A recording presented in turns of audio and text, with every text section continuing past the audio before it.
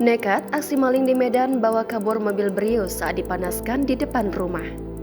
Baru-baru ini beredar video yang menunjukkan mobil penghuni komplek Abadi Palace, Kelurahan Tanjung Rejo, Kecamatan Medan Sunggal, Kota Medan dicuri viral di sosial media pada Selasa 19 September kemarin.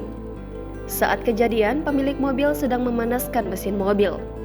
Berdasarkan postingan Instagram akun @tkpmedan, awalnya tampak mobil Honda Brio warna merah sedang dipanaskan di depan rumah, kemudian ditinggal pemiliknya yang masuk ke rumah.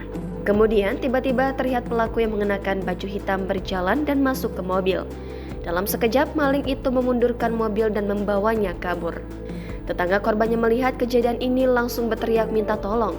Korban pun keluar dari rumahnya. Tampak seorang pria mengejarnya dengan sepeda motor, tapi pelaku tidak terkejar. Korban selanjutnya membuat laporan ke kepolisian sektor Sunggal. Terpisah, Kapolsek Sunggal Kompol Chandra Yuda saat dikonfirmasi akan mengecek laporan tersebut. Namun, dia memastikan timnya akan menindaklanjuti kasus ini.